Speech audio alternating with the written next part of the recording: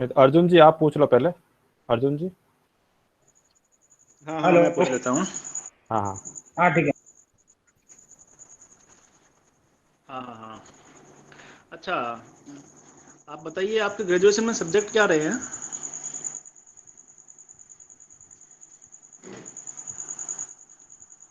Unmute करो sir.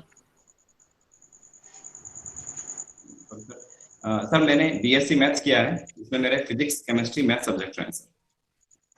Physics chemistry maths है ना, ये आपके सब्जेक्ट रहे हैं। जी। उसके बाद आपने क्या पढ़ाई की? सर उसके बाद मैंने एमए किया है सर, इतिहास विषय में।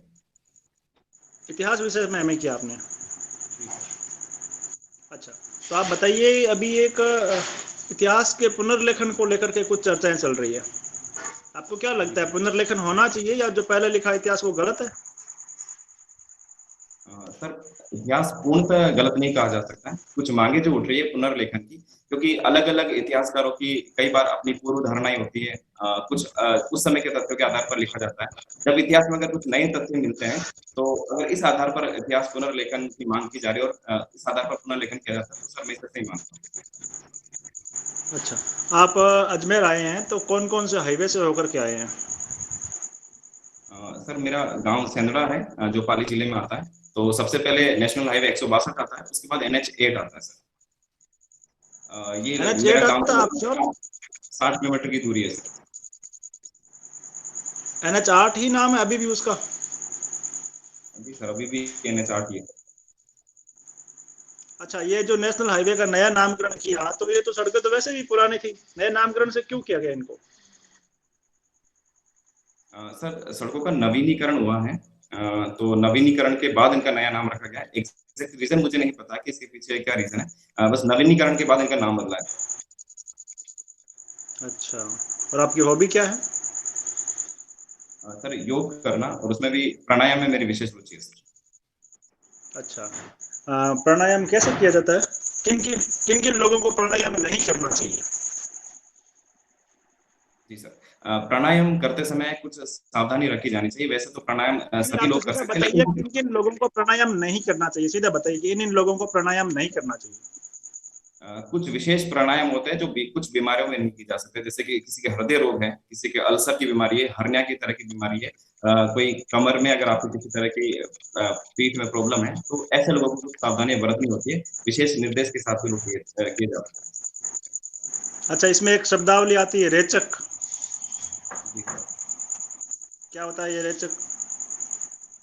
रेचक का अर्थ होता है सर श्वास को छोड़ना। और कुंभक? कुंभक का अर्थ होता है सर श्वास को जो हम लेकर रोक देते हैं, चाहे वो अंदर होके तो आंतरिक कुंभक, और श्वास छोड़कर बाहर होके तो वो बाह्य कुंभक हो जाता है सर। अच्छा, श्वास रोकने से क्या फायदे होते हैं? सर श्वास रोकने से ये हमारे फेफड़ों को मजबूत करता है, और अगर ज्यादा समय तक हम इसको रोक पाते हैं, हमारा ये स्टेमिना भी बढ़ाता है, और ऑक्सीजन ज्यादा समय तक हमारे शरीर के भीतर है, तो ब्लड फ्लो बढ़ता है सर इससे। अच्छा, ऑक्सीजन की कमी हो गई तो क्या फर्क पड़ेगा शरीर पर? सर ऑक्सीजन शरीर के लिए बहुत जरूरी है। तो ऑक्सीजन कमी पड़ने से पैरालिसिस जैसा हो सकता है, हार्ट अटैक जैसा आ सकता है, दिमाग में ब्रेन हेमरेज हो सकता है। तो ऑक्सीजन की कमी से बहुत सारे इस तरह की अटैक एकदम आ सकते हैं सर। अच्छा, डूंगरपुर का कोई एक प्रसिद्ध मेला बता दीजिएगा आपको, जो डूंगरपुर में लगता हो। सर बेणेश्वर का मेला लगता है सर माघ पूर्णिमा। अच्छा, मध्यकालीन भारत का सबसे निर्णायक मोड़ क्या रहा? आप हिस्ट्री के स्टूडेंट है, आपने पीजी किया है, तो मध्यकालीन भारत का इतिहास है, उसका सबसे टर्निंग पॉइंट क्या लगता है आपको? सर मध्यकालीन भारत में जो खानवा का युद्ध हुआ था, जो राणा सांगा और बाबर के मध्य हुआ था, उस समय राणा सांगा की हार हो जाती है और मुगल सत्ता भारत में स्थापित होती है। खानवा कहाँ है? खानवा से वर्तमान में राजस्थान के भरतपुर जिले में आता अच्छा, है सर। खानवा के युद्ध में कौन कौन से राजस्थान के शासक सम्मिलित हुए थे राणा सांगा की सहायता के लिए? सर राणा सांगा ने सभी राजाओं को आमंत्रित किया था। मैं कुछ नाम याद कर पा रहा हूँ, जैसे यहाँ से जोधपुर से मालदेव की सेना आई थी यहाँ से, और इसके अलावा हाड़ौती क्षेत्र से भी आए। मैं सर एग्जैक्ट अभी राजाओं के नाम याद नहीं कर पा रहा हूँ, लेकिन उन्होंने परवन पाती की एक परंपरा थी, उसके तहत सभी राजाओं को आमंत्रित किया था। अच्छा, मालदेव ने और कौन सा युद्ध लड़ा था? सर उन्होंने काफी युद्ध लड़े। जो सबसे प्रसिद्ध युद्ध है वो गिरी सुमेल का युद्ध है, जो 5 जनवरी 1544 को हुआ था। मालदेव को हसमत वाला शासक कहा जाता है ना? जी सर। किसने कहा ये हसमत वाला शासक? सर इसमें मैंने फारसी इतिहासकारों के बारे में पढ़ा है। एग्जैक्ट किसी इतिहासकार का नाम मैंने नहीं पढ़ा, फारसी इतिहासकारों के बारे में आता है। क्या क्या मतलब होता है हसमत का? क्या मतलब होता है हसमत वाला शासक का? अर्थ क्या है? सर मैं एग्जैक्ट श्योर नहीं हूँ, अगर आप अनुमति दे तो मैं अनुमान लगाना चाहूंगा। बताइए, आप बताइए। साहसी राजा को कहा जाता है। क्या? साहसी राजा। अच्छा, ठीक है। मेरा आपसे अंतिम प्रश्न ये है कि पाली क्यों प्रसिद्ध है, इसके बारे में बताइए हमें। सर मैं मुख्यतः अगर सांस्कृतिक रूप से बात करूं तो यहाँ पर जो जैन पंच तीर्थ है उसके लिए पाली जाना जाता है। यहाँ का जो तेरापंथ समुदाय है, तेरह ताली नृत्य है, यहाँ के इको टूरिज्म के लिए भी पाली प्रसिद्ध है। और यहाँ के बहुत प्रसिद्ध व्यक्तित्व भी रहे हैं, जैसे मीराबाई है, तुलसा आड़ा है, जेता कूपा है, मांगी बाई है, जो तेरह ताली नृत्य के प्रसिद्ध है। तो इस कारण से सर पाली प्रसिद्ध है। ठीक है, thank you. Thank you. Abid ji, हाँ sir, next thank you. Member Guru हाँ जी है पूर्ण क्या अपने सर। साथ? हाँ हाँ हाँ, मैं पूछ रहा हूँ। Good evening sir.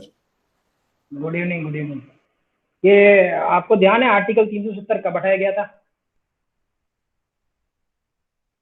आर्टिकल 370 के बारे में पूछ रहे सर? मैं क्वेश्चन सही से जी सुन जी, नहीं पाया। जी की सर, ये आवाज आ रही है अभी? 5, हाँ जी सर बिल्कुल आ रही है। 5 अगस्त 2019 को सर इसको रिमूव कर दिया गया। अच्छा, इसको अभी आप क्या देखते हैं, क्या सुधार आया है इससे? सर माफी हेलो। चाहूंगा, थोड़ी आवाज में मुझे सुनने में थोड़ी दिक्कत हो रही है। आप ये पूछना चाह हेलो। रहे हैं क्या सुधार आया है? हाँ, अभी उसमें क्या सुधार आया है? आर्टिकल 370 लगाने का उद्देश्य क्या था और अभी क्या सुधार आया है?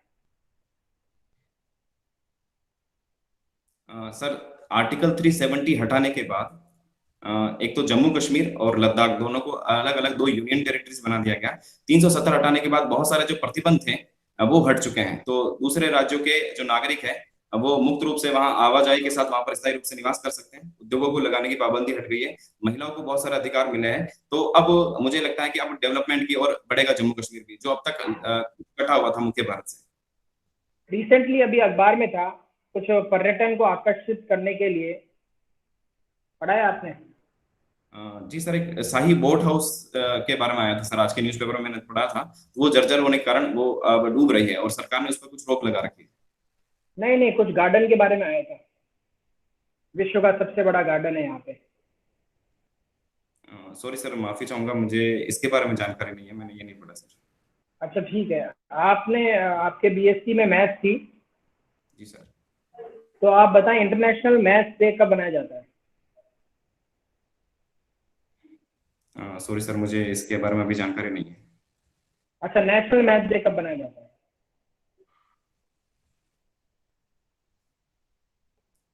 सॉरी सर, मैं इसके बारे में भी अवेयर नहीं हूँ। अच्छा, बजट तो पढ़ा होगा आपने? सर मैंने राजस्थान बजट के बारे में कुछ पढ़ा है सर। हाँ, दोनों बजटों में एक चीज कॉमन है बजट में, और जो पहली बार हुई है, क्या आप बता सकते हैं? सर इस बार दोनों बजट पेपरलेस बजट थे, डिजिटल बजट के रूप में पेश किया गया सर। अच्छा, कुछ राजस्थान बजट आपने पढ़ा है, सामाजिक सुरक्षा की कुछ पॉइंट्स दिए गए थे उसमें, बताएंगे? सर सामाजिक सुरक्षा के रूप में एक तो मुख्यमंत्री अनुप्रति कोचिंग योजना शुरू की गई है, जो अनुसूचित जनजाति जाति और इनके लिए विशेषकर रूप से शुरू की गई है। तो उनको मुफ्त में बिल्कुल। कोचिंग करवाई जाएगी प्रतियोगी परीक्षा की तैयारी के लिए। इसी तरह से जो आवासीय कॉलेज में आवासीय छात्रावास के लिए डीबीटी वाउचर के लिए भी योजना दी गई है। और कुछ जो ट्रांसजेंडर्स हैं उनके लिए भी एक कोर्स बनाया गया है। ये सब मैं अभी याद कर पा रहा हूँ। अच्छा, और कुछ मंदिर सर्किट की भी बात कही गई है, कौन कौन से सर्किट बनाए जाएंगे? पर्यटन सर्किट के बारे में सर, एक तो शेखावटी पर्यटन सर्किट है, एक गोडवाट पर्यटन सर्किट है, एक धार्मिक पर्यटन सर्किट है जिसके तहत विभिन्न मंदिरों को जोड़ा जाएगा। अच्छा, स्क्रैप पॉलिसी के बताएं थोड़ा। जी सर। स्क्रैप पॉलिसी के बारे में बताएं थोड़ा। माफी चाहूंगा सर, आप स्क्रैप पॉलिसी के बारे में बात कर रहे हैं? जी जी। सर मैंने इसके बारे में ज्यादा नहीं पढ़ा है, तो जो वाहन पुराने हो गए हैं उनके स्क्रैप से संबंधित नीति है, लेकिन सर माफी चाहूंगा मैंने इस बारे में ज्यादा नहीं पढ़ा है। अच्छा, तो क्या इनके पीछे क्या अवधारणा क्या रही है स्क्रैप नीति लाने की? क्या 3 बिंदु आपको लगते हैं कि इससे ये सुधार हो पाएगा?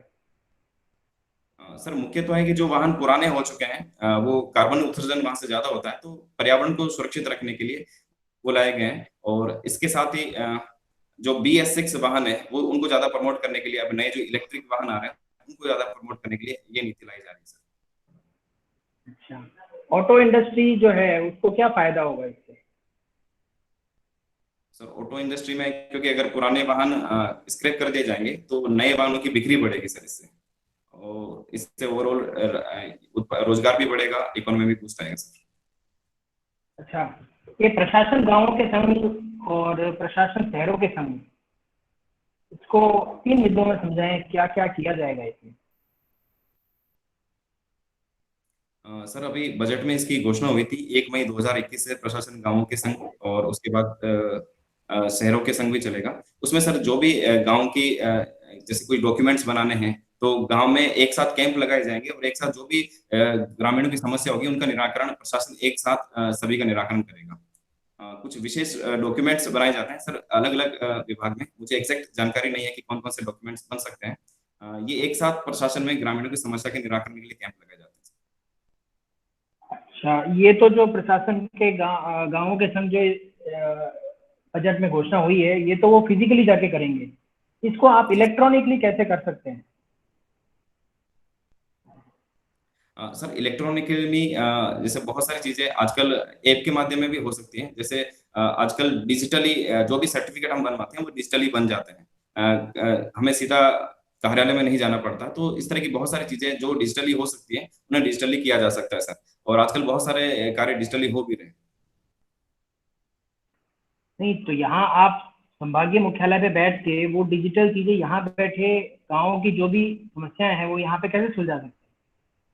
या जो भी चीजें बननी है, जो रिकॉर्ड्स अपडेट होने हैं? जी सर, सारी समस्याएं डिजिटली हल नहीं हो सकती है, कुछ समस्या के लिए हमें गांव के अंदर भी जाना होगा, निरीक्षण भी करना होगा, लेकिन कुछ ऐसी चीजें हैं जो अगर डिजिटली हो सकती है तो उन्हें डिजिटली किया जा सकता है सर। अच्छा, और प्रशासन शहरों के संग ये कब शुरू होने वाली है? सर माफी चाहूंगा मैं एग्जैक्ट श्योर नहीं हूँ, ये अगर मैं अनुमान लगा सकता हूँ सर। जी जी लगाइए। सर ये अक्टूबर 2021 में शुरू हो रही है सर। अच्छा, ये आप ये बताइए, कोई भी जो स्कीम शुरू करती है, भले ही अपनी केंद्र सरकार हो या राजस्थान सरकार हो, ये 2 अक्टूबर 31 जनवरी ऐसी डेट क्यों सिलेक्ट करते हैं? सबको पता है उस दिन क्या होता है? जी सर। क्या जागरूकता बढ़ाने के लिए, लोगों में अवेयरनेस बढ़ाने के लिए? जी सर, 2 अक्टूबर का विशेष सिग्निफिकेंस भी है हमारे भारत में, तो ये कुछ खास तिथियां हैं जो लोग सभी जानते हैं, तो क्योंकि इन तिथियों के बारे में सभी को जानकारी रहेगी पहले से ही। जैसे अगर हम 2 अक्टूबर को कहते हैं तो 2 अक्टूबर सभी को याद रह सकता है क्योंकि ये हमारे लिए विशेष दिन है, गांधी जयंती सर इस दिन होती है, तो ये कुछ खास रीजन होते हैं, इस वजह से इसी तारीख को शुरू किया जाता है सर। अच्छा, चलिए बहुत बढ़िया। आगे जयेश जी आप ले। जी सर, थैंक यू।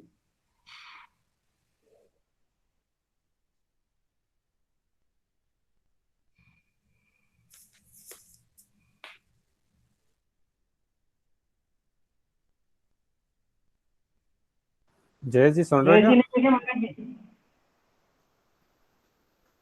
चलो जय जी लेफ्ट हो गए, लास्ट के 1-2 क्वेश्चन में पूछ के एंड कर देते हैं सर का। हाँ हाँ। क्या क्या आप अपने व्यक्तित्व में पॉजिटिव चीजें पाते हैं सर? सर कुछ क्वालिटीज हैं मुझ में भी, जैसे मैं अभी एक टीम के साथ काम करता हूँ तो मुझे लगता है मैं टीम के साथ बहुत अच्छे से कोऑर्डिनेशन कर सकता हूँ, हमारी टीम बहुत डेडिकेशन के साथ काम कर रही है। इसके अलावा मैं अपने काम के प्रति पूरी तरह से समर्पित रहता हूँ, जो भी काम करता हूँ पूरे समर्पण के साथ काम करता हूँ सर। कोई नेगेटिव भी होगा कुछ आपके अंदर, आपको लगता होगा कुछ? जी सर जरूर, कुछ स्किल संबंधी कुछ कमियां हैं मुझमें, जैसे मैं अभी इंग्लिश सीखने का प्रयास कर रहा हूँ, इंग्लिश अभी मेरी इतनी अच्छी नहीं है, इंग्लिश स्पीकिंग मैं इतनी अच्छी नहीं कर पाता हूँ, वो सीखने का प्रयास कर रहा हूँ सर आजकल। और और कुछ सर मैं अपनी कंप्यूटर और आईटी स्किल को भी बढ़ा रहा हूँ। वो भी थोड़ी मैं मानता हूँ अभी कमजोर है, इसको मैं बढ़ाने की कोशिश कर रहा हूँ सर। तो आपको क्या लगता है कि इंग्लिश बहुत ज़रूरी है एक प्रशासक के लिए? इंग्लिश का क्या इम्पोर्टेंट रोल है? सर इंग्लिश एक लैंग्वेज है जो कम्युनिकेशन का एक माध्यम है। कभी एक प्रशासक के लिए कभी कभार इंग्लिश की भी जरूरत पड़ सकती है। तो हमें सभी क्योंकि भारत में इंग्लिश और हिंदी मुख्यतः काम में ली जाती है, प्रशासन में भी इंग्लिश काम में ली जाती है, तो वो सीखना चाहिए सर, मेरा ऐसा मानना है। अच्छा, कोई ऐसा प्रशासक है जिससे आपको प्रेरणा मिली हो या जिनके काम को आप पसंद करते हो? सर मैंने हाल ही में काफी न्यूज़पेपर में डॉक्टर समित शर्मा के बारे में पढ़ा है, तो मैं उनसे प्रभावित हुआ हूँ सर। चलो ठीक है, लास्ट सवाल है आपसे। एसडीएम बनकर के सबसे पहला काम क्या करोगे? एसडीएम अगर मैं पोस्ट पर जाता हूँ तो सबसे पहले मैं उस क्षेत्र की समस्याओं के बारे में जानूंगा कि वहाँ की क्या क्या समस्या है, और उन समस्या के लिए समाधान के लिए जो भी जरूरी स्टेप होंगे सर मैं उन स्टेप को लूंगा। Okay, thank you. Thank you sir. हाँ सर, मैं ही शुरू कर देता हूँ सर। बहुत अच्छा सर, ओवरऑल कहीं भी ऐसा नहीं है कि आपको कुछ नहीं हम सजेशंस दें। आप अपने जो आपका नेचर जो है या नेचुरल जो फ्लो है उसको बनाए रखिए। हिस्ट्री का काफ़ी अच्छे आपके आंसर सारे सही थे आज जो भी पूछे गए। हिस्ट्री थोड़ा सा ज़्यादातर मैंने, मैं काल में अटक गया था सर, गुप्त काल में। हाँ गुप्त काल प्राचीन वाला, हाँ वो कालिदास के जैसे चार ग्रंथ वाले। सर हाँ मैं अपनी तरफ से कुछ कुछ जो मुझे लगी, मैं कमियां मुझे जो लगती है और मैं बार बार गलतियां कर रहा हूँ, पहले सर मैं एक बार बताना चाहूंगा अगर आप सर। एक हाँ तो मैं आंसर बता से मैं कई बार रिपीटेशन करता हूँ। हम्म। एक बार कोई बात बोल दी तो उसको उसी आंसर में वो दोबारा फिर आ जाती है, ऐसा है सर। आज मुझे कहीं ऐसा फील नहीं हुआ, मैं जो किसी आंसर में नहीं लगा कि आपने रिपीट किया हो उसको। हाँ, कभी सर मैंने लगभग हर इंटरव्यू में ऐसा होता है कि जैसे आज भी मुझे एक दो जगह लगा कि मैं रिपीट कर रहा हूँ अपनी बात को, नई बात नहीं बता पा रहा हूँ और उसी बात को वापस रिपीट कर दिया। हम्म, हो सकता कहीं मेरे ध्यान नहीं गया, लेकिन जहाँ तक जो मैंने पूछा उसमें कहीं ऐसा नहीं लगा मुझे कहीं रिपीटेशन हुआ है। और बाकी सर थोड़ा सा हिस्ट्री का इशू रहता है, और आज पता नहीं सर मैं भी स्ट्रेस में था आज। अच्छा। सर मैंने कल कल मैंने वो कृष्णा एकेडमी में दिया था, हाँ तो हाँ। उसके बाद थोड़ा सा डिमोटिवेट हो गया हूँ मैं। नहीं नहीं, तो डीमोटिवेट तो होना ही नहीं है सर। आपको तो डीमोटिवेट होना ही नहीं है। बिल्कुल ही, उससे कोई फर्क नहीं पड़ता। मैंने आज दिया था वो। नहीं, आज मैंने अर्जुन जी से बात हुई ना, अर्जुन जी से अभी बहुत हाँ। प्रभावित हूँ मैं। अर्जुन जी को इसके लिए तो बहुत धन्यवाद देना चाहता हूँ। अर्जुन जी से जो हम्म बात की उससे थोड़ा हम्म। रिलैक्स जरूर हुआ हूँ मैं। तो अर्जुन जी को उसके लिए बहुत बहुत धन्यवाद, उन्होंने जो मोटिवेट किया अगर हम उससे वहाँ डीमोटिवेट हो इन्होंने गया ना, अगर करना है। डीमोटिवेट हो, बिल्कुल अगर डीमोटिवेट हो गया अपना इंटरव्यू दूसरी दिशा में चला जाएगा। हाँ खोने सर को कुछ बिल्कुल। नहीं है, बस खोने का कुछ नहीं है, है ना? इसलिए डीमोटिवेट तो होना ही नहीं बिल्कुल ही। बाकी सर कोई ऐसा कोई इशू नहीं है, बहुत ही अच्छा सब कुछ बहुत बढ़िया है। और वहाँ पर अपने ऊपर डिपेंड करता है कि अपन कैसे अपने आप को प्रेजेंट करते हैं। अर्जुन जी बताइए सर। अर्जुन जी से हाँ मैं भी नरेंद्र जी, मुझे जी आपकी जो अर्जुन। बेसिक सी कमियां लगी है, एक आप में हल्का सा उतावलापन मुझे नजर आ रहा है, ठीक है ना? हो सकता है ये ये पॉजिटिव एटीट्यूड है आपका, लेकिन जी सर। हल्का सा जैसे ना, मतलब महावीर सर ने पूछा कि आप एसडीएम बन के क्या करोगे, सबसे पहला काम। तो आप थोड़ा सा पोज ले सकते हैं उसके लिए। जैसे मान लो सबसे पहला काम ये होता है कि मैं अपने टीम से अच्छा सा परिचय करूं, ताकि मैं उन्हें नाम से बुला सकूं। और किसी कर्मचारी को यदि आप पूरे नाम से बुला लेते हैं तो वो कर्मचारी आगे आकर के आपका साथ देने को तैयार रहता है। दूसरा, मैं आपको कहना चाहूंगा कि थोड़ा सा आप स्माइलिंग फेस रखें। आप कांच में देख ले कौन सा पोज आपको सूट कर रहा है ना, कि आप किस वे में बोले। कांच में देख करके खुद बोले और खुद ही उसका एवेल्यूएशन करें कि अच्छा मैं इस वे में बोलूं तो थोड़ा सा उनको प्रभावी रहता है ना। थोड़ी सी हल्की सी लाइट मुस्कान आप रखिएगा। अगर आप सूट करते हैं तो रखिएगा, अगर आपसे नहीं होता है तो कोई जरूरी नहीं है, ठीक है ना? आज बनावटी के मत रखना, इंटरव्यू हाँ। दूसरों में की बात, शायद स्माइल नहीं थी, बाकी लगभग हर इंटरव्यू में हो जाती है। हाँ। आज के इंटरव्यू में मैं थोड़ा सा शायद नर्वस लग रहा था शुरू से, इंटरव्यू होने से पहले नर्वस बैठा था आधे घंटे। नर्वस होना ही नहीं है ना। नर्वस, अब आप, मैं बताऊं ना, अपने से बहुत सीनियर लोग और वहां का जो अंदर वो माहौल बना के रखते हैं ना, उसको मतलब जीना है अपने को बहुत अच्छे से, है ना? तो नर्वस होने की तो बात आप अभी से भूल जाओ कि नर्वस हो जाऊंगा या मेरा इंटरव्यू खराब हो जाएगा। ये चीजें जो दिक्कत में आती है ना, ये चीजें होनी ही नहीं है। बाहर आकर के आपको लगेगा कि यार मैं कहाँ जा रहा था, जो कि इंटरव्यू इतना लाइट था। तो अपने को पहले से ही लाइट लेना है। लाइट का मतलब ये भी नहीं कि अच्छा मैं तो सब बता दूंगा, ये वो नहीं। जो मेहनत की है उस पर कॉन्फिडेंस, और जो होगा आएगा वो हम अच्छे से बताएंगे। जरूरी नहीं है कि सारे सवाल आए। अब देखो अपने यहाँ के जो सवाल है वो हो सके कि आपके सारे सवालों में एक भी नहीं हो, लेकिन ये कभी नहीं होगा कि आपका जो वे है, जो थॉट है, जो थिंकिंग है, वो वहां नहीं आएगी, वो वहां आएगी और उसका मेहनत पे आपका आप खुद को कॉन्फिडेंस आएगा कि हाँ मैं सही दिशा में जा रहा हूँ। एक ये बात है कि आप अपना जो पोस्टर का पोज है ना, उसको थोड़ा सा कांच में देख करके हल्की सी स्माइल जो आपकी नेचुरल रहती है, आज नहीं दिखी, नेचुरल रहती है, उसको बना के रखिएगा। उस स्माइल में आप यदि नो बोलेंगे ना तो उन्हें लगेगा नहीं कि हाँ ये मतलब नो बोल रहा है, उन्हें लगेगा कि अच्छा आंसर दे रहा है, इसको पता नहीं है लेकिन आंसर दे रहा है कि मुझे पता नहीं है, वो भी एक आंसर जी बिल्कुल। है ना। तो वो बहुत अच्छा प्रभावी हो जाएगा, बाकी कहीं कोई कमी नहीं है। और आपने पीजी दिखा रखी है क्या हिस्ट्री की थोड़ा मैं? बिल्कुल सर। सर एक चीज और, मैं दो तीन चीजें, जैसे मैंने हिस्ट्री सर पॉलिटिकल साइंस में भी कर लिया, पर वो तो नहीं किया मैंने, और हिस्ट्री आप मैंने कर ली। कैनवास कम से कम छोड़िए। हिस्ट्री मैंने 2014 में कर लिया, और पॉलिटिकल साइंस की मैंने अभी हुई 2020 का ही, तो वो मैंने शो आपने नहीं किए। आवेदन किया जो सबसे पहले उसमें शो किए है क्या? नहीं नहीं किए, कहीं नहीं किए। आपको फिर पीजी दिखानी नहीं है। पीजी मेरा पर्सनल सजेशन आपको ये है कि आप दिखाओ ही मत। बाय द वे पीजी आप दिखाते हैं तो फिर आपसे वो आंसर एक्सपेक्ट करते हैं कि अभी इसको इनका उत्तर आना चाहिए। बिल्कुल। और फिर हिस्ट्री के सवाल भी बारी बार कम रहेंगे, ये हमने तो बहुत बेसिक सवाल पूछे थे। हाँ ये हाँ, बिल्कुल हिस्ट्री का बेसिक सवाल सवाल। देखो, हिस्ट्री के सवालों के लिए ऐसा है कि हिस्ट्री का एक्सपर्ट होना जरूरी नहीं है, कोई भी पूछ सकता है कहीं से भी। आपने आपने जो डेप में जो एजुकेशन क्वालिफिकेशन दी है ना, उतनी लेके जाओ वहां पर जितनी आपने भरी हुई है। कहना कम से कम मेरे खुद के पीजी 2 सब्जेक्ट में, हिस्ट्री और पॉलिटी में, मैंने ग्रेजुएशन के बाद उनको कुछ नहीं दिखाया। अब उनको ये पता नहीं है कि आप ग्रेजुएशन पीजी किया कि नहीं किया, नहीं किया हमने तो बस। मेरा हिंदी में नेट है, मैंने नहीं दिखवाया। मैंने नहीं नहीं दिखाना दिखाया। क्योंकि नेट मेरे भी दिखाओगे सर तो एम मान लो फॉर्म किया हुआ, मैंने नहीं दिखाया सर। हाँ, नहीं दिखाना है। मेरे साथ दिक्कत ये है कि हिस्ट्री भी नहीं आती है, और बीएससी मैथ्स भी अब कमजोर हो गई, फिजिक्स केमिस्ट्री मैथ्स भी नहीं। नहीं तो सुनो आप ग्रेजुएशन में। देखो, हाँ, मैथमेटिक्स और साइंस के सब्जेक्ट है वो तो आपके अच्छे है ही, फिर आप ग्रेजुएशन में नहीं और पीजी नहीं वो दिखाते हैं, वो फिर आप पॉलिटी के सवालों के जवाब दे देते हैं ना, तो इंप्रेशन बहुत अच्छा जाएगा। हाँ, पॉलिटी के सवाल के मैं जवाब दे सकता हूँ, क्योंकि पॉलिटी मैंने नहीं पढ़ाई नहीं, भी है, तो हिस्ट्री थोड़ी के बहुत दे नॉलेज है। सकते हैं और देंगे, हिस्ट्री के भी दे सकते हैं, हिस्ट्री के भी देंगे, पॉलिटी के भी देंगे, सब सवालों के हाँ जवाब देंगे।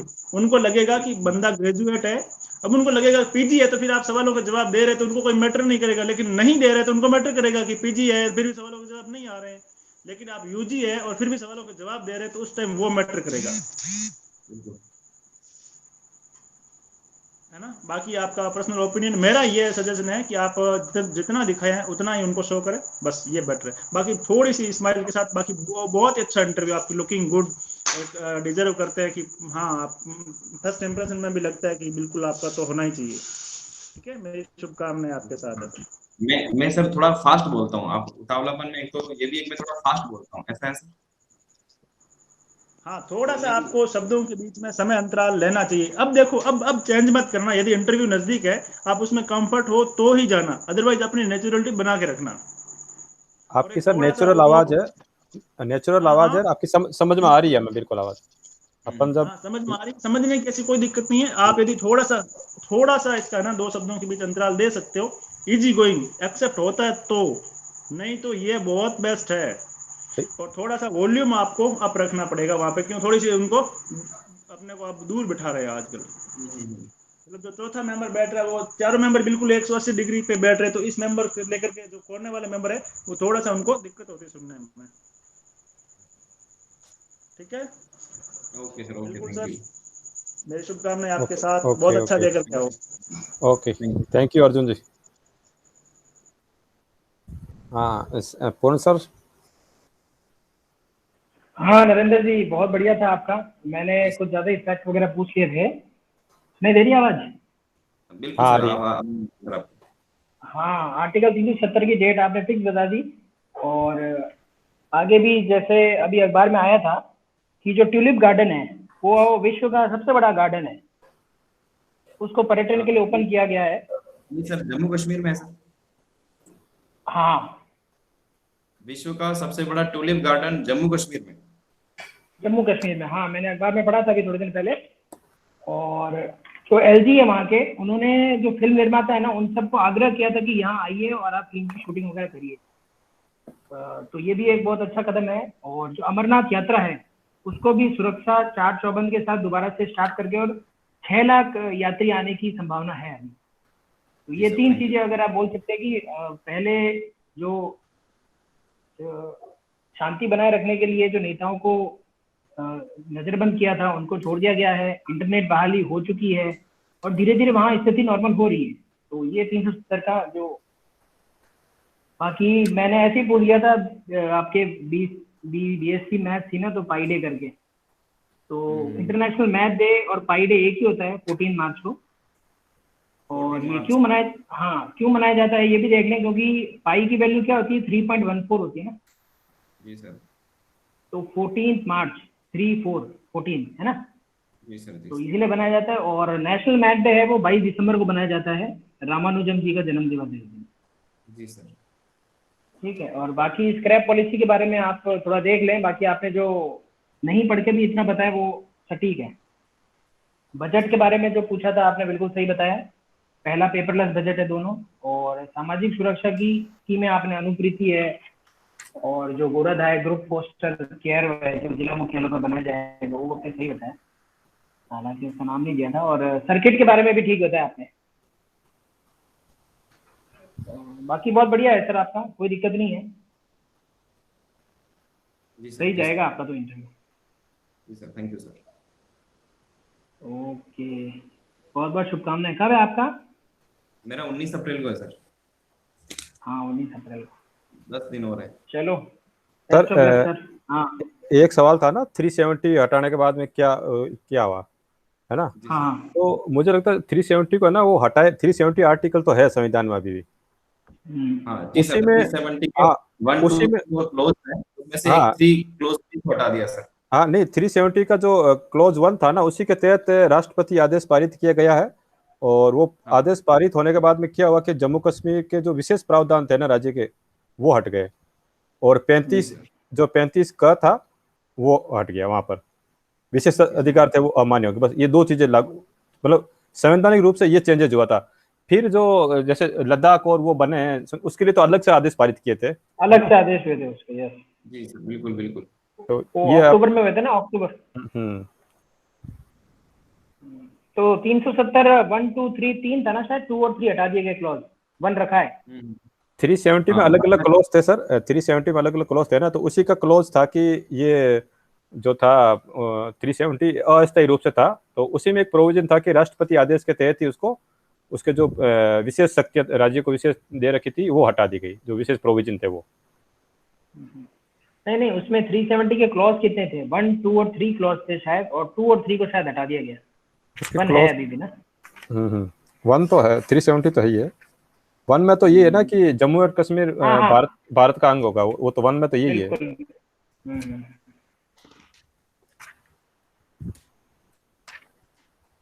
एक मिनट, अजय योग जय जय जी तो निकल गए थे ना? हाँ चलो ठीक है, हो गया ना।